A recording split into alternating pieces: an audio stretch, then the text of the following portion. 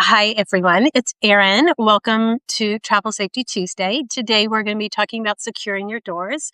So once a week on Tuesday, I just do a little 3 to 5 minute video clip to talk about our personal travel safety so we could stay safe and confident out on the road. I see people joining. Hey, Ryan. Hey, Lisa. Thanks for joining in. And as I think you know, but I am a certified ESD coach. That is empowerment self-defense training. And it's basically a martial arts based empowerment training regimen to help us, like I said, de-escalate, avoid, de-escalate, survive, and heal from assault. And there are 5 main principles of ESD, and that's think, yell, run, fight, and tell. And so today we're going to talk a little bit more about think. We talked about think last week about situational and self-awareness. And then today we're going to talk about situational awareness again, about just making sure our surroundings are safe. And I thought I would talk about our door because as nomads and travelers, a lot of us are changing, Airbnbs and hotels all the time. I know I'm a particularly fast traveler, fast and far. And so, I'm in new places, probably 20 to 25, a long time, a lot during a year. And so this is just one of the things that I do to make sure I'm safe. So first of all, when I make a reservation for a hotel room or Airbnb, particularly for a hotel room, I do ask, in the comment section, do you have a request? I actually put in that I not be on the ground floor. So I want to be on an elevated floor and not the ground floor. That just helps lessen the chance of a break-in. Also, one of the things I do is I always lock the door. So as soon as I come in the door, I lock it. Most of the times there's a deadbolt. If you're in a hotel, always lock that.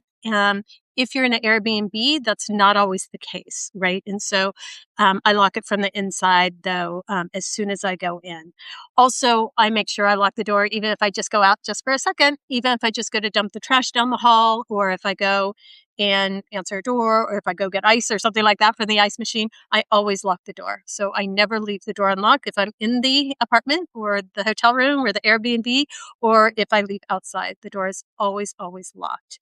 Now, sometimes there isn't always that deadbolt, like I said, if in Airbnbs. And so what I do is I carry this with me. It's a little doorstop. It's a little dirty because I actually use it. And I like it because it's nice and lightweight. I live out of a carry-on, like a lot of you do as well. And I just put it right into the door. So if the door is going to open up on the inside, then we'll for sure it just adds a little bit of safety, makes it that much harder to get in. So again, shut the door, lock the door, use the deadbolt. If there's no deadbolt, I definitely use the doorstop. Now, doorstops don't always work because sometimes there's a little step and sometimes they open out and not in and that type of thing. In that case, I actually create a barrier in front of the door. So I don't build a wall or anything like that, but I definitely put a chair there. A lot of times too, I'll just wheel my suitcase in front of the door.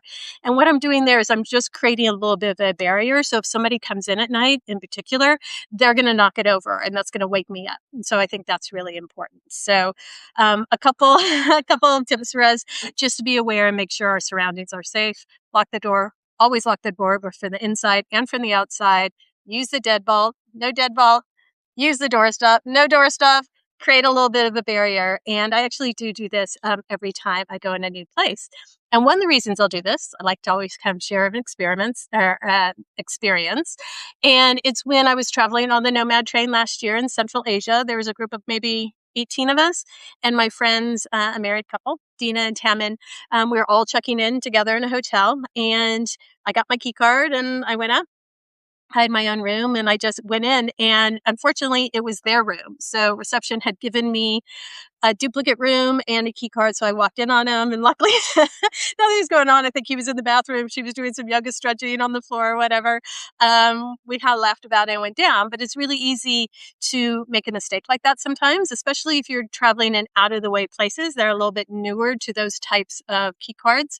Or also something so like a little nefarious if somebody within working in the hotel obviously has access to your room as well. So again, really, really important just to lock that door and just to make sure that we're safe so we could get good night's sleep and we can relax because that is our home as we travel. So that's about it today. I actually have a post that I wrote, I don't know, a few months ago, maybe 6 months ago.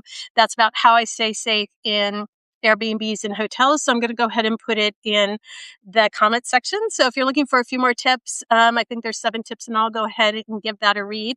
And write in and let me know if you've ever had an experience and how you solve it if you travel on the road and what you do to secure your space. I'm really interested to know. And it's always great for us to share tips as we're out traveling around.